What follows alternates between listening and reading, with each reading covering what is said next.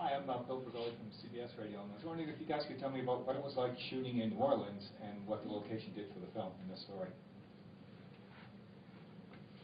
Well, I'll start off because a month and a half after I worked with Jake and Kristen and Jimmy, I found myself back in New Orleans where I do the HBO Treme show, when I really got to know New Orleans. When I was there with Jake, Lois has never been there before. She doesn't particularly like being there when she's there. So they housed me at the Windsor Court, and if you're at all familiar with New Orleans, it's actually, it got a gated drive, right? So it's walled, and you go in behind the gate, and you get out of the car, and you sort of never have to actually be really in public. So they had a lovely young man that hired to drive me, and Sam would pull up in front of the Windsor Court and pick me up and take me to the set, and a handful of times he took me to the grocery store, and otherwise I just isolated myself in my glorious room of chintz and didn't get to know New Orleans at all, and that aided my performance. But very grateful I finally gotten to know the town a bit.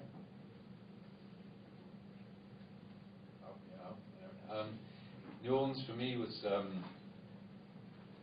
well, it became, I kind of did what Jim suggested with them, with New Orleans. Actually, I actually let the city kind of guide my decisions, and I realized pretty early on in Wrecking there that we could be geographically logical, which I found really exciting. That it was sort of, it was a real city to these characters. It was as real as it possibly could be in terms of, you know, your house being near the restaurant that you would go to for the po' boys, and the place where Kristen works is nearby. Obviously, Indianapolis isn't in New Orleans, and that was kind of strange that we had to shoot that there. But the main thing I'd say about New Orleans is that they're the most hospitable people to work with, and the crew was absolutely fantastic. And in my experience, probably one of the best crews I've ever worked with.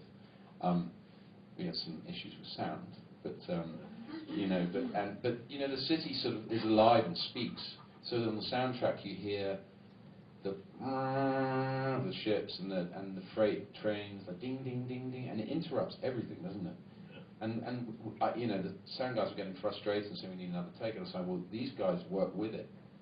And one scene in particular where you two are in the when Doug first arrives at Mallory's and they're lying down in bed, and he says that, you know, I mean, you hear the train going, and he goes, I like that sound, and he just worked it. I thought it was a moment of absolute genius, which I of course take full credit for.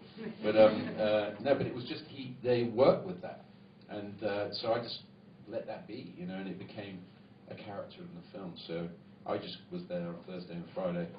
I'm still recovering, shaking a little bit. This is a question mainly for the actors, I guess. I spoke to Jake earlier, and he said you all had very different ways of preparing the roles, and he also mentioned you didn't do a lot of rehearsals. So I guess mainly for James and Melissa, how do you guys establish that you guys are actually a married couple without having that rehearsal or any kind of that way to build that chemistry or get that going? I like her.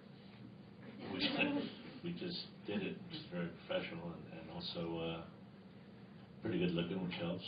And you know, it seemed to work.